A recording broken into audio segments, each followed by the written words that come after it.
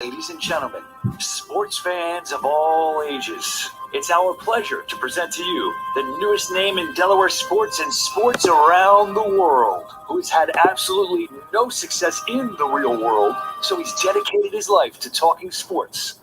He's known to be prickly and very opinionated. It's time to get in the huddle with your host, Coach Muddle. All right. Good evening, everyone. Welcome back. It's been, we had a little hiatus. We had a bunch of stuff going on. Memorial Day, weddings, birthdays, graduations. It was a crazy 2 weeks, but all hell is broken loose. So now we have to come on because the Sixers have decided to start shitting the bed. The Yankees have started shitting the, I mean, they've been shitting the bed. I mean, what is,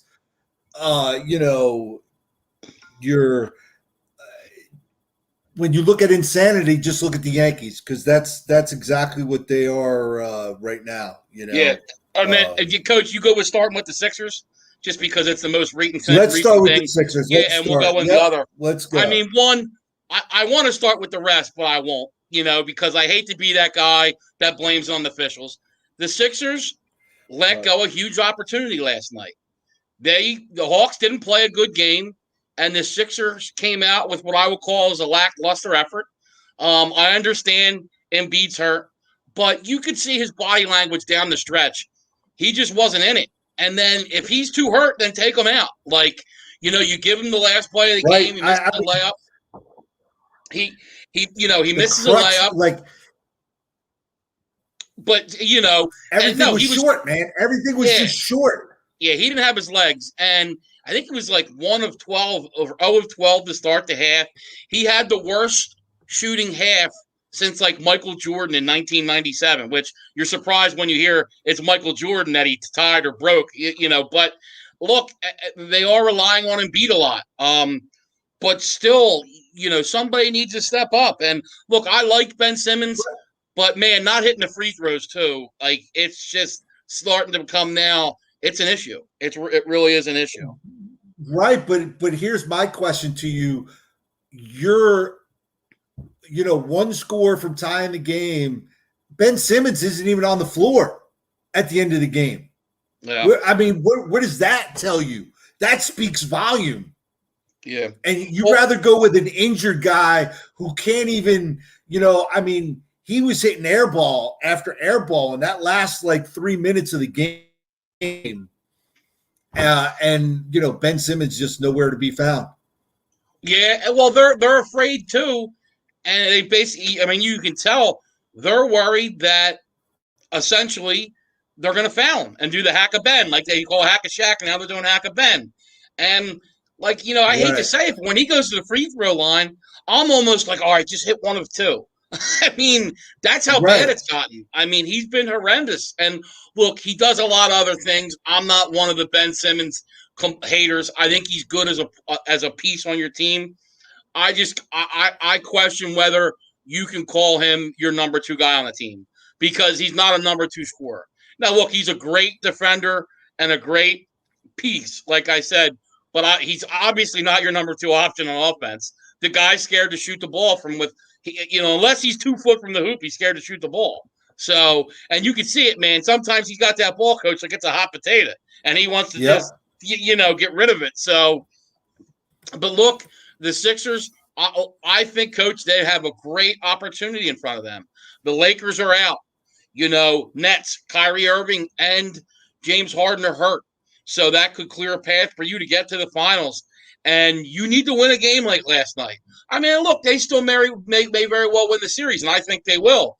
But you lost an opportunity last night. And if you get a game, again, that they shoot like they did in game 1, where they're just on fire, you may lose this series. And then you're going to look back and, a lot of questions. Because, as you know, the Hawks took out your Knicks, and the Hawks are a good young team. They're a pesky team. They are. They are. And when has who all of a sudden anointed the guard? Why his name slips me from Trae Young. Yeah. Trae Young anointed this guy like he is Michael Jordan. You can't touch him. I mean, you can't even blow on the guy, and you're getting a whistle, and he's got these free lanes to the hoop all the time. It's frustrating. Coach, 100%. I couldn't agree more. And that's why I'm going to go, because the officiating last night was terrible. It was, but Embiid gets some bad calls. Embiid gets some bad calls too. But I got to give Embiid the some props at the end of the game. He came up and went for the block, crashed into Trae Young. Yeah. And Trae Young's sitting there crying on the floor, looking at the official, and they wind up calling a late. The ball was already at half court, going the other way. Yeah. And then they decide to blow the whistle. Come on, man, that's terrible. No, and it was a home call. And the officiating in the NBA is horrendous. It's terrible. It's tough to watch. I miss 80s, 90s basketball. Trae Young would have been a backup guard for points off the bench in the 80s and 90s. Right. Trust my word. He can get into the lane because they're all scared to make any contact with him because they're going to get a whistle. And he's 6 foot, 170, 180 pounds with a brick in his pocket. If he runs into a guy at full speed that's 6'7", 250 pounds, he's going to fly back. And that's what he's doing. And the NBA announced today they are going to look into, and one of the names was Trae Young, Luka Doncic, James Harden, how they basically do these flops and a shooting, awkward shooting, so that they all can get these fouls. I'm really tired of the NBA. It's ridiculous. I'm really tired of the mockery. I would love to see these guys play against Dennis Rodman, Bill Laimbeer, because they wouldn't have lasted a week in the league against those guys. I'm sorry, because they just wouldn't be able to do it. Yeah. What's up, Angelo? What's up, Sammy? And what Sammy said, he's right. LeBron, and I'm not a LeBron hater, but he does. He gets calls the other guys don't get. And LeBron, there's a reason he's in Space Jam 2, because he's a hell of an actor. He really is. I mean, LeBron will put the act on. But, to me, it's just like, I get sometimes you're going to try to put it on to try to get a foul, but some of these flops and the complaining and bitching towards the officials, it's frustrating. I understand, it's happening in all sports. They want more runs in baseball. They want more points in football. They want more scoring in basketball. But at some point, like in football, if you got a good defense, you're going to still play well. In basketball, you're almost got to be scared to play defense. There's numerous calls, Coach. They don't call travels anymore. I mean, you see guys, Trae Young, back-to-back games, jumped in the air and landed on the ground and then call travel. It's just frustrating to watch because you see these plays where a guy don't touch them and they blow a whistle, and you're just like, if I wouldn't last watching a game. If I was courtside, they'd toss me out because I tell the ref to stick the whistle where. So absolutely, I'm with you 100% with that because, and me too, it's hard for me to watch a game when my team's not vested unless it's football. Mm-hmm. I really, once my team's out, I really could give a crap. I watch it. Obviously, we do a show. We got to talk about it. So I watch it, but not as intently as when my team is in it when it was during the Knicks series and how horrendous. Julius Randle just forgot to show up. Did someone forget to tell him that it was playoff time?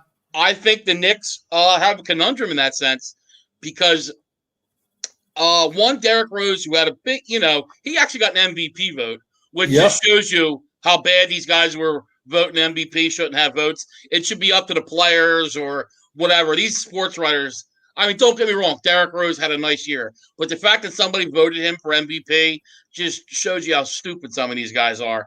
But Derrick Rose is getting older. And, Coach, I would not give Julius Randle a max contract. I would pay him in the $80 million to $100 million range, but he is not somebody I'm paying max and giving $200 million to. I think he had a good year and a contract year. I would almost give it to him another 1-year deal and say, prove it to me, because like you said, he disappeared in the playoffs. And that's when too, Coach, that's big money time. That's when you earn your check is in the playoffs. And the Knicks were one of the more disappointing teams for me. They couldn't score. The defense was, still played hard, but they just couldn't score points. And Julius Randle was, you don't know where he went. So a Right, lot of questions and right, in New York. he shows up. We're talking about a Knicks Sixers series right now because I mean, let's face it, a guy averaging 30 plus points a game.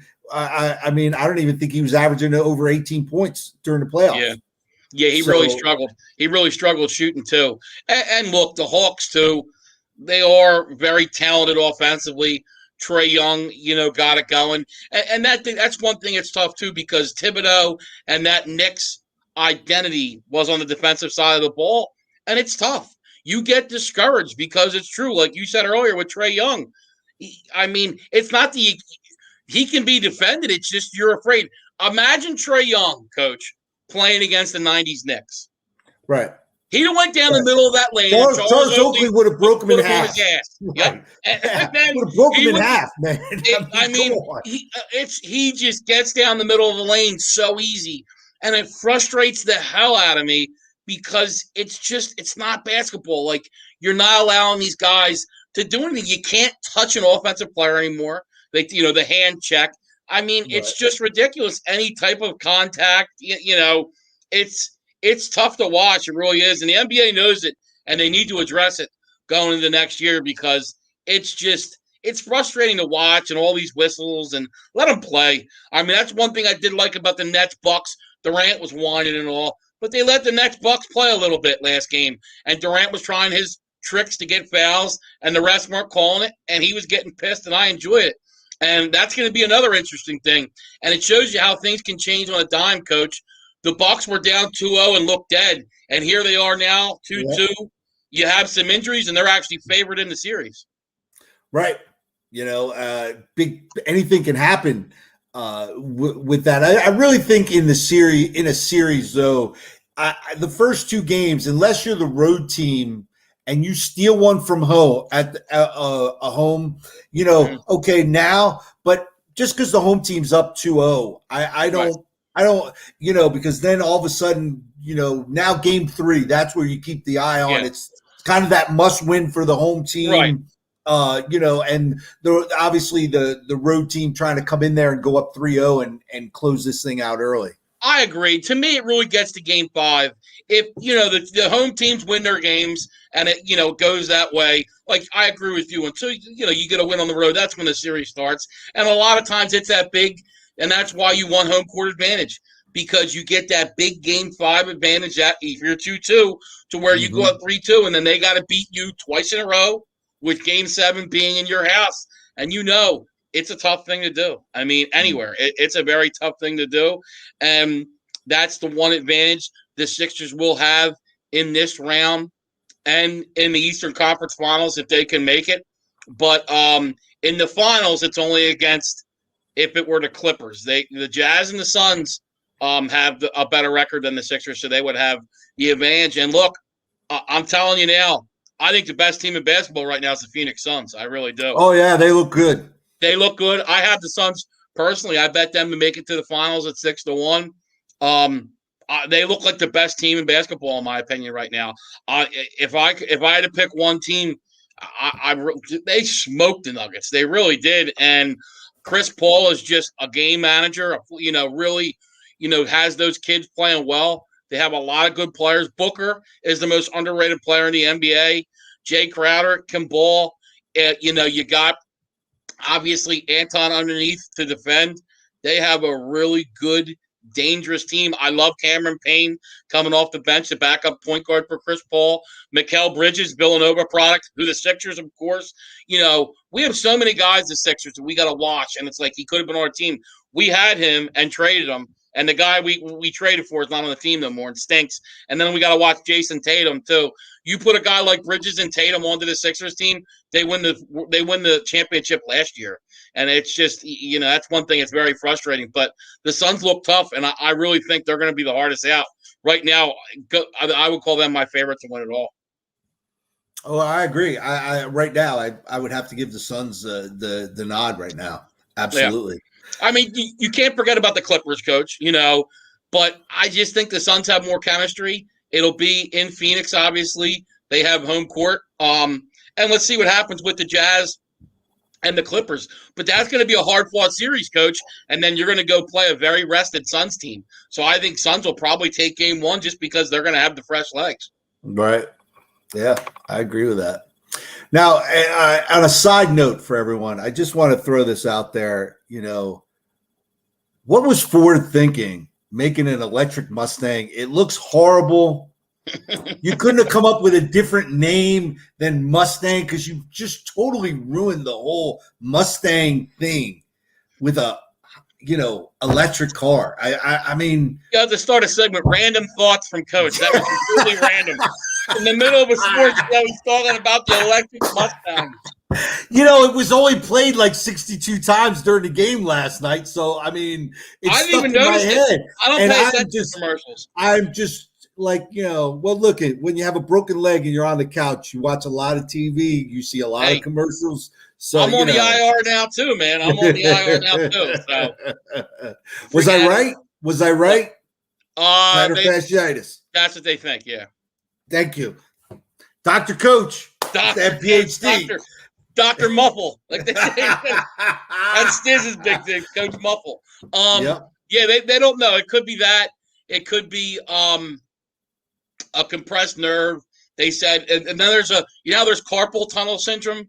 Yeah. There's something in your foot too, like that can. So we'll see what it is. But yeah, man, it's not good. I was walking the other day and felt a pop, and it's getting better every day though. So at least I'm not like you. Hopefully, Lord willing, I'm not in a cast and all. Wait, I'm in a boot now. I go to the doctor Friday. Hopefully I might be almost out of the boot. Physical therapy, they had me riding the bike a little bit. The only problem I had was, I'm barefoot. Riding a bike on those pedals kind of hurt my feet. I'm willing to offer anybody who has video of Coach falling from the missing scaffolding. I'm willing to offer $1,000 to for video of Coach stepping back from the missing scaffolding and then jumping off the freaking ladder. I would pay $1,000. I would pay $1,000 to get that. I really would. See your dumb ass step back and it's missing, and then just jump off. That's a video that could go viral, Coach, make you some money. And I did a 180 in the air, just so you know, because I jumped and spun. I did the 180. It was fine. So So he's proud of himself for doing the 180. I did, and I stuck the landing. Is what it was. Yeah. So now let's get to the debacle. The Yankees. Let's get to that. The insanity. The definition of insanity is the New York Yankees, because you don't change something. It's the same thing over and over again. We go through this every friggin' year with the Yankees for the last 3-4 years. All of a sudden the bats just dry up and the pitching goes to hell. I mean, you came in against the Phillies. Noah's, is 1-4 in his last 5 starts, giving up 6+ runs, and you couldn't even hit him. All of a sudden, he looked like Nolan Ryan. All of a sudden, what the hell? Yeah, but good for him. He needed that game. Yeah, no, and Coach, the problem with the Yankees. The pitching's been awful since May 1st. Obviously, it's been bad, but they're a station-to-station team. They don't run the bases. Way too many strikeouts, and a team like the Yankees. When you talk about, and I know Luke Voigt's been hurt, but still, LeMahieu, Stanton, Judge. You got a ton of players. I know Hicks is hurt, but still, look. After the Pirates, they have the most 3 or less run games in baseball with that lineup, which is telling you they either hit these home runs and one game they'll score 11 runs, and then the next game they have a run or two and you lose. They're a 500 team right now. There is not a guy who can steal a base for the Yankees. There's no who's your base stealer guy to get on. There isn't. Come on. You have Aaron Judge hitting second. He's not a guy who's hitting an average guy. LeMahieu's going to be your leadoff because he's the only one who can hit the baseball. Christ. And Coach, early on, I really kind of thought, the Yankees have some injuries. We'll get it going. I don't know, Coach. I think the White Sox, the A's, and I think the Red Sox are all better teams than the Yankees. I agree. You're going to see it over the year. Yes, getting Severino get him back will help. But I don't think that's going to be the answer to all their No, problems. I don't either I because you don't have it. You because now with Hicks out, you don't have a center fielder. Guardy's old. I mean, Guardy was your guy 7 years ago. He was your base stealing guy and right. hitting the ball. But Guardy's old, and I just think it is part of being in that. It's that mantra of the Yankees. Just everybody wants to hit a home run. Everybody's trying to hit a home run. No one's trying to just put a bat on the ball. Yeah. And let me tell you this, Coach. I think Aaron Boone's seat is about as hot as it can get. And absolutely, I think if in another 15 to 20 games you're still floating at 500, I think you got to think about making a move. I really do. And people might say it's a panic move, but sometimes you need to do things to shake the team up and say, okay, here's going to go the manager. Next is going to be some of the players. Look, I think the Yankees really need to take a serious look at Cashman. I'm sorry, because look, what has he really done? Big, he found that treasure in Luke Voigt because we got him for nothing. He was on somebody's trash heap.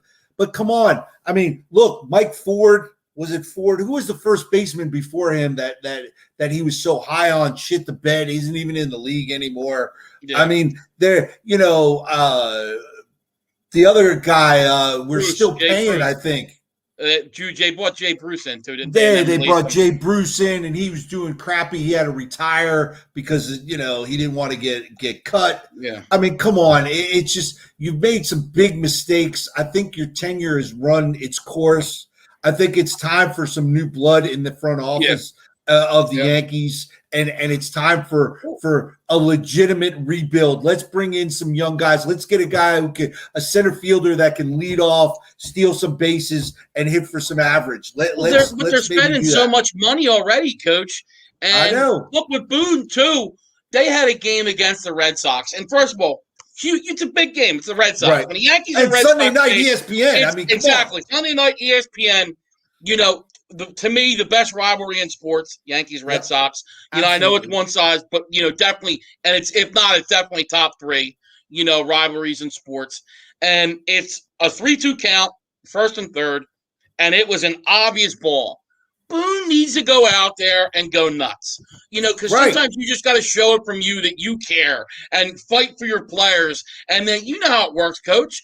And he just sat there, and then they get another one where it would have been strike three, and then he'll get the call in the top of the 10th. And he's sitting there, and it's just like, where's your passion? It cost you the game. I'd have went nuts. I would have went nuts. I just bet the game and lost, and I was flipping out. Like, if I was the manager of the team, I'd have been like Sparky Anderson out there, kicking dirt on him, getting in his face, Earl Weaver-esque. You know what I mean? I would have been going nuts. But you know what? The analytics upstairs told them not to do that because the analytics told them not to argue that call. That's why. Because all you did was bring Boone in so you can run all that analytics crap up everybody's ass. And that was all you got. And that's the only reason why he's there. You said that all along. He's their puppet. He really is. Right. He's a puppet, and that's what you got. And can you put up what Angela said too? Because I think that's probably one of the most interesting things in baseball this year. In that tough division with the Dodgers and the Padres, the Giants are in first place. And, got a guy in Philly who got killed with Gabe Kapler. And look, I mean, he's done a nice job. But when you have the pitching staff he has right now, you're going to win some games. And they're doing the thing the Yankees don't. They don't have a great offense, but they manufacture runs. They have timely hitting. That's how you win in baseball. And then they got some pitchers, man. Gossman having a great year. I believe he's 7-1. DeScalfini, Wood. They have a legitimate starting rotation. And when you have a good starting rotation, and I think we just send somebody. We sent who did we send there? I want to say Tachman. Did we send Tachman? Tachman and a pitcher to the Giants, Coach, when you got a good rotation from 1 to 5, you're going to be in every game. And that's what the Giants are in every game. And they also got a good pen. They win a lot of 1- and 2-run games where, those can be a huge swing sometimes. That's one of the problems with the Phillies. They lose so many close games because their bullpen sucks. But the Giants, no doubt, are the surprise of the year. And I do not. I mean, it's crazy things. I think the Padres and Dodgers are just too good, and they're going to eventually pass them. And it kind of sucks because the Giants are in just such a good division. I do still have them falling into third place, but they're a heck of a team. And Kapler right now is by far manager of the year because they're right there at the best record in baseball. Them, the White Sox, and I think the A's are in third. Angela's A's. So it's gonna be interesting. But I think we've kind of got some games now. I think we're over the 60 game mark, and I think you can see where the teams are. And in the NL, I think it's the Padres, Dodgers, Giants, and Mets. And in the AL, it's the A's, White Sox, and Red Sox right now. Those are the squad. Yeah, and a 3-legged race. Only thing me and I don't Coach think see in we the have Olympics 3 for, good but legs between the two of us. just if they had a hot dog eating contest in the Olympics, me and Coach might be able to be That's right. wearing the red, white, and blue for the. That's right. I got to dig it up. I am the Dewey hot dog eating champion. Are you really? I did. I won it one summer. Yes, I did. Absolutely. Yeah, they did ask me to run the anchor in the 4x100 this year, but with the footage on the women's side. On the women's side. Yeah, I would still lose, Coach. It wouldn't matter. I could probably ride a bike while they're running. I would still probably lose.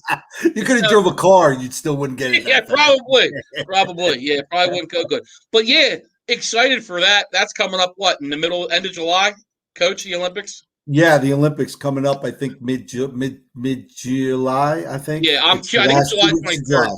Now, I'm curious to see what's going to happen with the basketball because I don't think a lot of NBA guys with the condensed season, the season ending so late, I don't think you're going to see a lot of NBA guys play for the Olympics this year. So I got a feeling because a lot of those European teams, they play together a lot. So if we don't get our best team like we saw where in the early 2000s with the Larry Brown coach team that lost, I could very well see that happening this year. Because some of them, teams out in Europe and all, they play together and they play team basketball and can shoot the lights out of the ball. We'll see what happens with the United States. And I guess she's headed to the A's game. Have fun, Angela. Hopefully the A's pull another Angela, victory enjoy out. the game. Yeah, absolutely. So we'll see. Yeah, I'm interested to see how the Olympics, plays out. Been watching a little bit of the trials on the network, a little bit watching that, but Joe Fuller trying to pull his BS saying the Summer Olympics were officially canceled today. Yeah. Yeah, thanks for the insight. Yeah, thanks for the breaking news, Joe. Yeah. We appreciate it. Now, Coach, who do you have in baseball? Do you agree? I think AL, like I said, it's White Sox, Red Sox, and A's. And then, over in the National League, I do like the Mets. A lot of people think I'm nuts. But the Mets don't have Carrasco or Syndergaard. That's 2 good pitchers that are going to come onto that rotation. They're getting a lot out of Walker this year. Once those bats get going, I think the Mets could be dangerous in the playoffs especially. And, obviously they're still they're leading the NL East now. But I do think the 2 best teams are the Padres and Dodgers. Yeah, well, the one team you're counting out is the Blue Jays. Yeah. Blue Jays, I mean, you got a Guerrero Jr. who is, early MVP candidate. Yeah. He's got over 20 home runs, just knocking the crap out of the ball.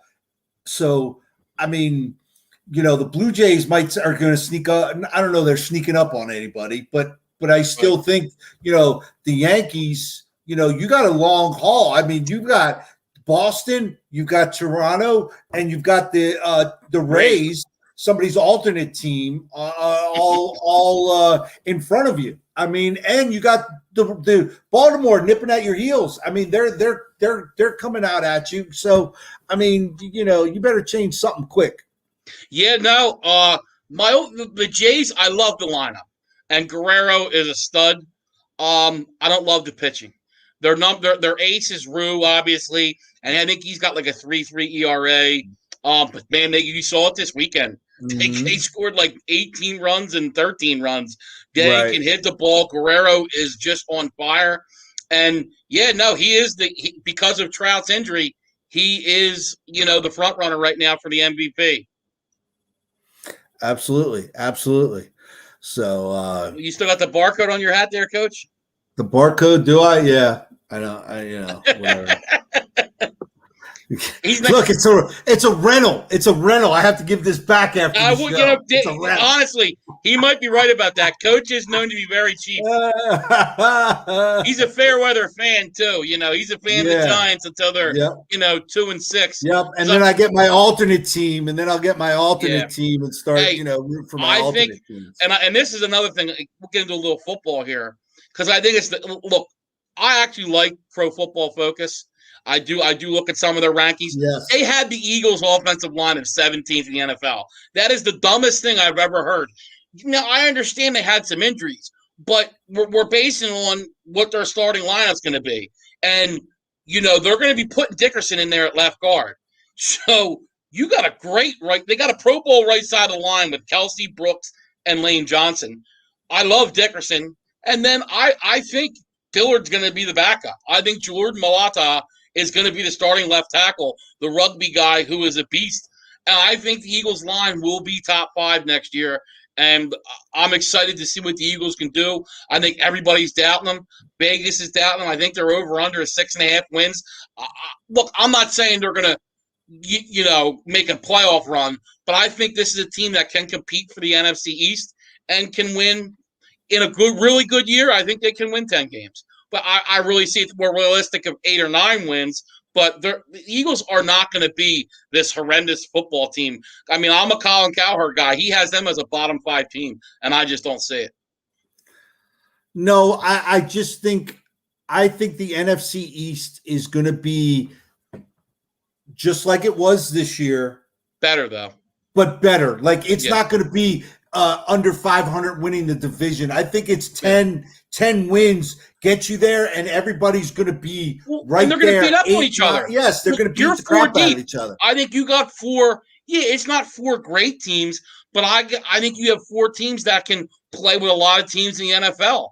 I think the Cowboys are going to be much better just because they got a defensive coordinator who can actually call the defense. I mean, why he had – why McCarthy, and I thought having Nolan as your defensive coordinator, in my opinion, was a fireable offense. And I still don't love McCarthy, but there's a lot of look, Nolan, and I have to check this before I open my mouth, but I'm opening my mouth anyway. Some Giant fans can correct me, but Nolan was the Giants defensive coordinator for a couple of years before he went to San Francisco, I think.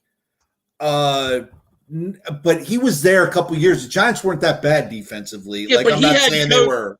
Coach, he hadn't coached a year. He'd been out of the league for a while. Yes. Yes, he was. You're correct. He was the defensive coordinator for your Giants.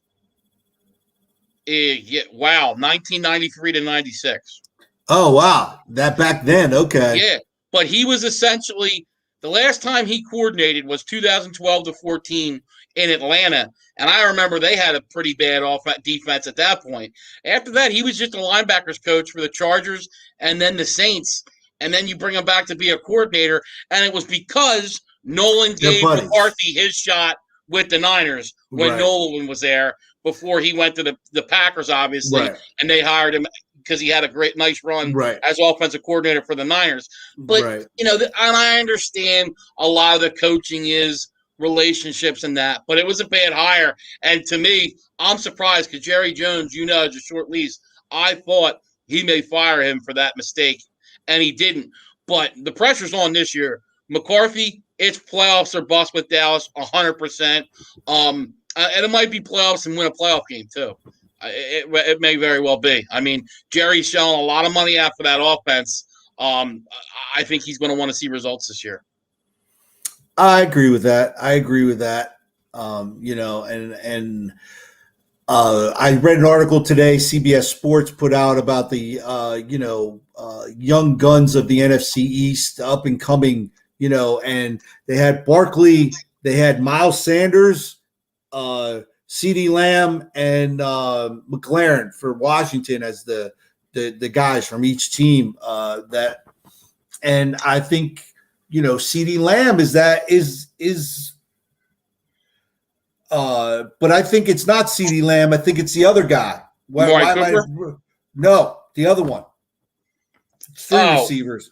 gosh. This is it. Stiz, help us Go, out here. Galladay. Not Galladay. No, Galladay from the Giants. Yes. Michael Gallup? Gallup.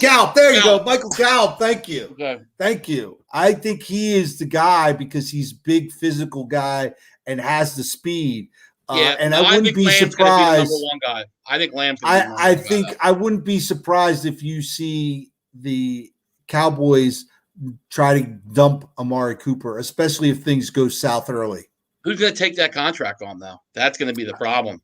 Yeah. $100 million contract for a guy who, look, Amari Cooper at times is a number one receiver, but at times it isn't too. So there are some questions there. I think Miles Sanders is going to have a huge year. Sirianni's going to run the football. I have to agree with you. That offensive line, and they commit to running the football, take some pressure off the quarterback. I mean, I see Miles Sanders being that 1,000, 1,500 yard rusher. You want to put up what Stiz asked? Because I'm curious, too, what you think. Because I haven't really seen what they said. Is he going to be ready for week run? They said that he's not rushing the rehab. Yeah, they're not rushing it, but all accounts that I've been reading that he's going to be ready for Coach, did he tear his ACL? Is that what he did this year? Yeah, yes, he tore his ACL. Yeah, so. And look, you can put that up. Stiz with a sneak peek. Loves CeeDee Lamb this year, and I got to agree with him. And we'll get Stiz on here. I don't know if it's going to be in June or July, or we're just going to wait to the beginning of August. But we'll get Stiz's sneak peek into fantasy. I would like to get him on, early. The sooner the better. Stiz would love to have you on and then bring you back again because you're just such that great. Not only are you a cornhole champion, you're the prop bet guru. We really appreciate you on the show. So we're looking. Hey, Jason Dean, how you doing, buddy? What's up, Jason Dean? We're looking forward to getting our Sundays again. Me, Stiz, and Coach had a lot of fun, and what a run Stiz had with prop bets last year. I had a decent year too, but Stiz obviously, stole my thunder a little bit, going 32-10 or whatever it was. Yeah. Put a little shadow over the pot of Nick. 33-6, but who's counting? Yeah, and Jason Dean. Look, I think Ruggs has a lot. They're expecting a lot out of him because they're expecting him to slide into that Nelson Aguilar role. And he really had some Aguilar, who, I wasn't the biggest fan of. He had a nice Super Bowl year for the Eagles. But, Aguilar had a big, big year for the Raiders last year and had some big plays, made some big touchdowns for the Raiders, and it was a key component to that offense. So, Ruggs has got some big expectations this year. And we'll see. I think there's talent there, but a lot of receivers do struggle that year one, just, implementing the playbook. And Gruden does have a very tough offense. That West Coast style is, a lot of terminology, a lot of reads. You got to understand defenses, know where the hole's going to be. Although I know he's more your burner. They're going to stretch the field. But, let's see what Ruggs can do. And Jason Dean and Stiz, too, 34-10. Sorry, Stiz. I said 32-10. Stiz comes in with his 34-10. There's also, is it Edwards, Stiz, and Jason Dean? That's the other receiver they drafted in the third round too. That I'm wondering, how he's going to look too. I think his last name was Edwards for the Raiders. But the big thing for the Raiders is going to be, does Gus Bradley get that defense playing better? Because I think offensively, I don't love the offensive line. I don't understand the moves there. They're going to need to run the football, and I wonder if they're going to struggle with that. But that defense, if it doesn't play significantly better, it's not going to matter. They need to improve the defense. Yeah, Brian Edwards, thank Jason Dean. But that, Gus Bradley's going to need that defense going. I do like the moves they made on the defensive line. Not in love with the secondary. I think they did make a couple good moves, going out and getting Hayward. But I still have my questions about Arnett and that secondary. And Abram, I love him in the box, but he really struggles in coverage, and he's going to need to improve that. I do love getting Trevon Moehrig. I had them taking him in the first round, so getting him in the second was great value. But we'll see what happens with the Raiders. I really like what the Chiefs did too, and I like what the Chargers did. They're in a tough division. I just think the Raiders might be fighting for third place. I really do. I mean, maybe they can slip into second, but I really like what the Chargers did too. I agree. I agree with you with that, and I really think the Raiders also. You got to look at Green Bay. That situation is deteriorating, and day by day up there. And I mean, Aaron Rodgers is playing poker with the best poker face because he's not saying boo. He's gonna and play. all you have is the front office trying to make change the narrative. I mean, did you not learn your lesson with Brent Favre? Did you not learn that lesson? Yeah. I just think it's you got to do something. I think he's angling to get out after this year. I think he realizes he's not going to be out. I think it's almost going to be some kind of agreement. He's going to say, okay, I'll come to camp and I'll play, but this is my last year, and you're going to let me go after this year. I think they'll come to some kind of agreement. And what Stiz said, I think they felt like Josh Jacobs kind of ran down in the second part of the year, was a little bit of run down with some injuries. So I do think Drake will take some carries.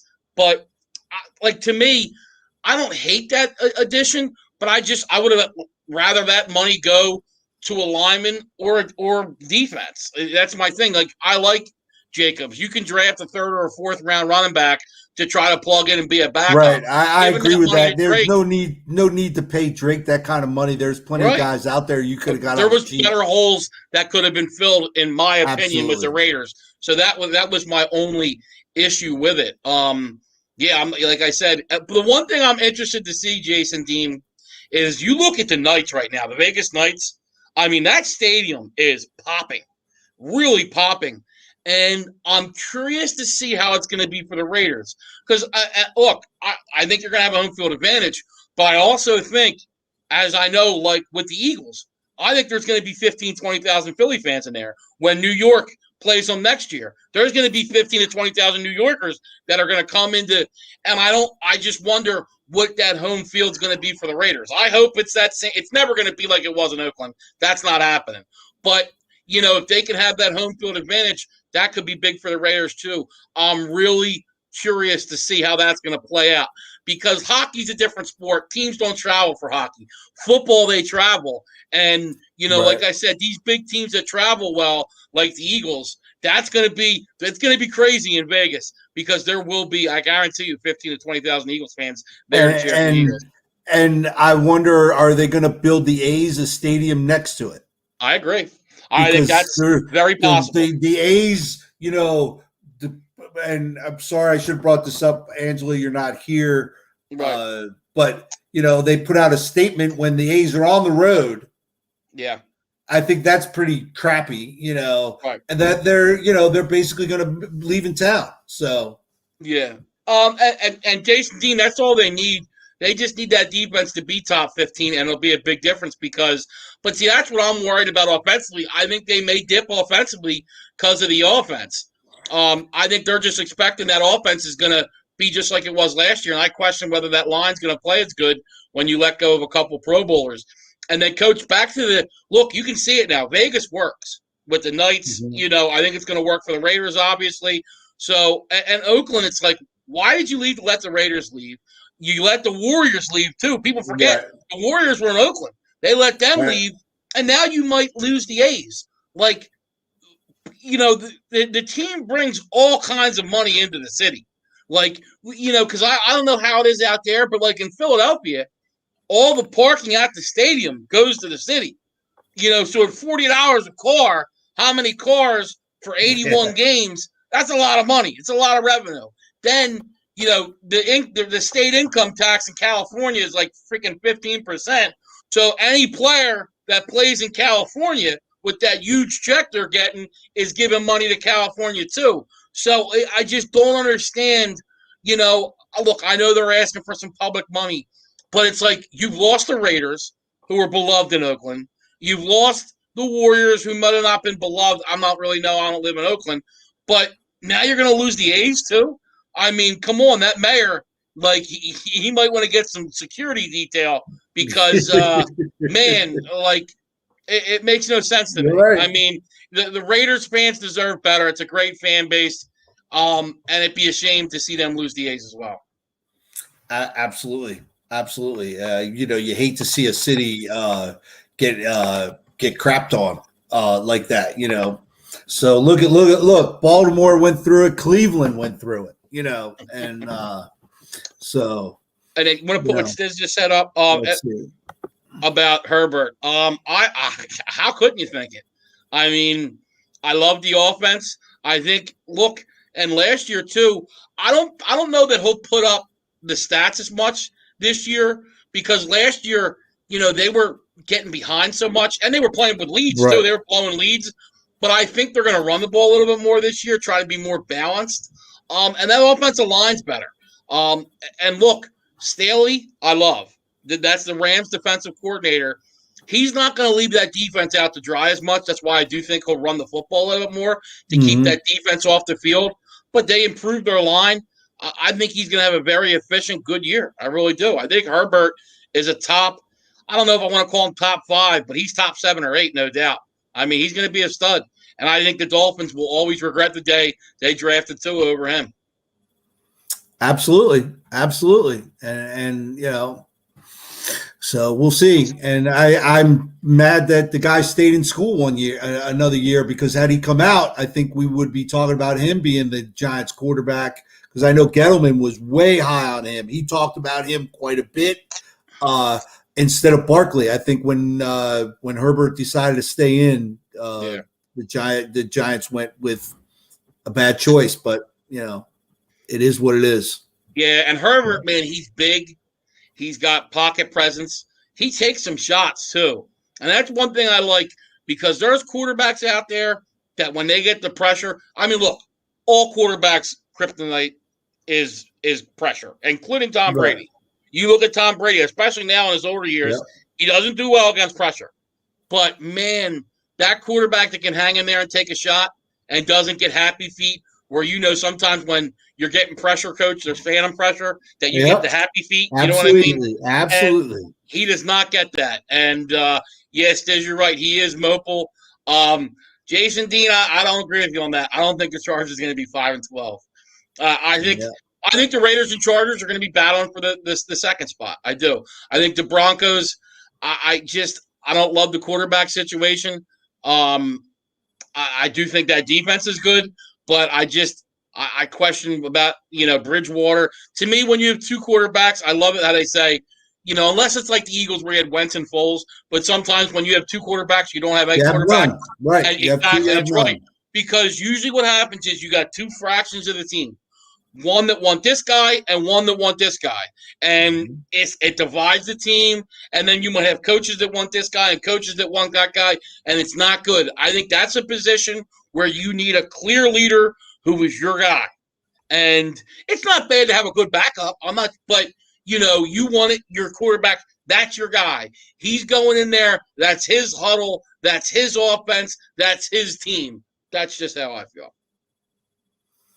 I agree with you 100%. I coached on a team at a level, and we had two and we had none, and it was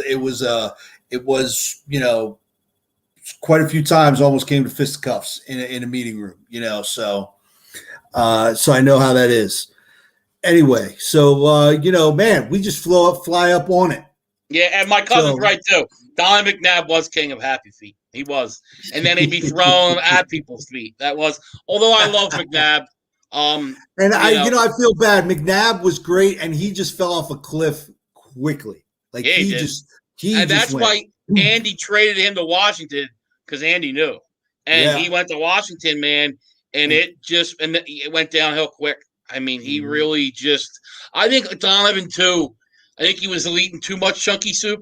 He was really in shape, and then he got bigger. And I just think, too, part of Donovan's game was his athletic ability, and he didn't have that much when he was younger. I think he tried to get bigger, too, to, take on. He had some injuries, kind of have that weight to take on that football season, but it went against him. I mean, Just like I think it's going to be a big mistake for Pittsburgh this year because I love the defense, but I think bringing Big Ben in, who announced to everybody how he took a pay cut to help the team. I just don't think you're helping the team. I think they needed to move on, and I'm a firm believer too. I would rather move on a year early than a year late, and I think they're going to be on a year late, maybe 2 years late.